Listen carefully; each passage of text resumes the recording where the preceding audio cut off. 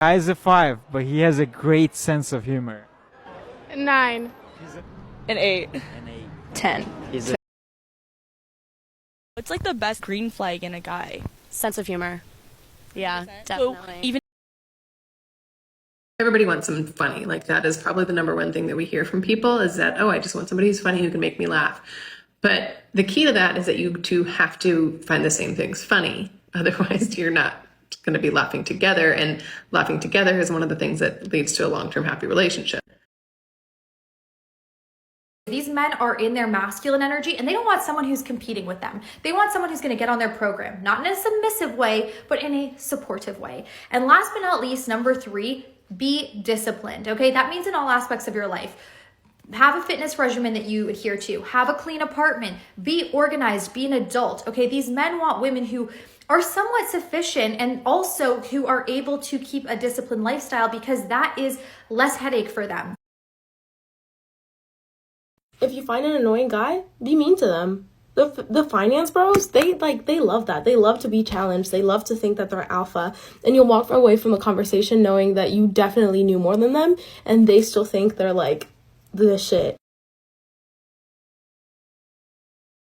Never date a man who thinks he's the smartest person in the room. He's not confident, he's arrogant. And arrogance at the end of the day is born from insecurity. Red flags I ignored in my previous relationships. Always being late. Seems very small, but it really comes down to respect. Don't date a guy who just got out of a relationship.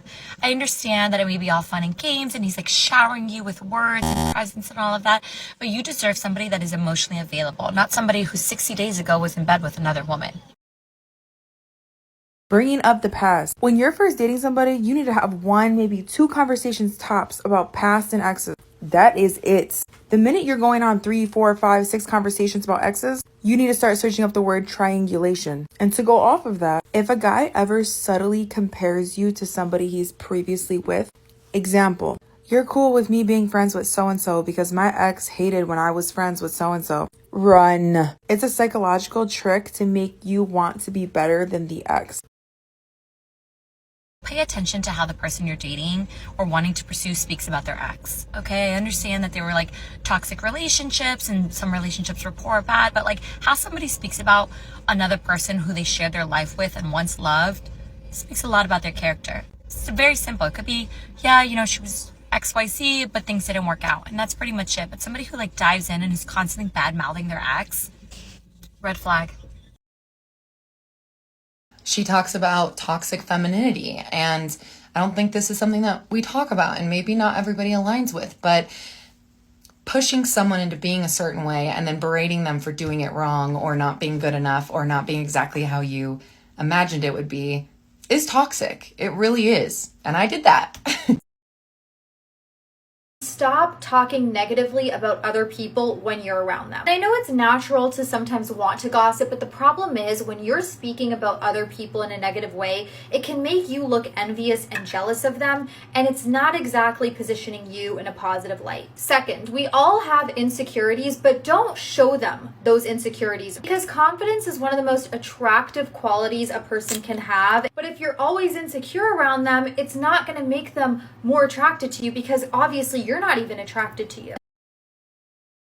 I want to talk about why I've decided to be temporarily celibate. After the last time, I was kind of like, you know how it goes. You do the deed and you're like, oh, this is so great. The hormones and the feel-good endorphins wear off. You're kind of like, well, that got me nowhere. And I don't feel great about that. I finally come to terms with the fact that I cannot have casual. And that's just who I am. As I get older, I'm 28 now, and I'm interested in only really putting my energy into something that could develop into something more serious. I'm more careful about who I share that experience with and who I transfer that energy with. I have zero brain fog. I am able to make more sound decisions about somebody, really see them for who they are.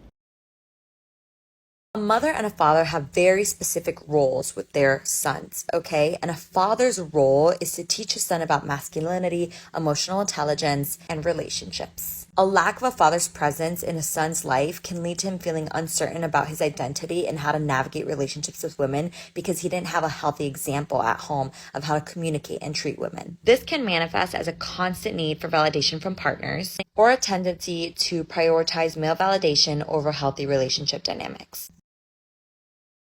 Let me tell you, if you are a man, you identify as a masculine man. And you have the power to keep a woman in her feminine energy, or in situations where she feels the need to become masculine, you can pull her right back into her feminine energy. There's no stronger man out there than you. You are what nobody's ever showed us we are worthy of. Thus, love, admiration, respect, and nurture becomes nature. Biologically, that's how we're wired. Yeah. A masculine man, a healed masculine man in this day and age is a flex and a half.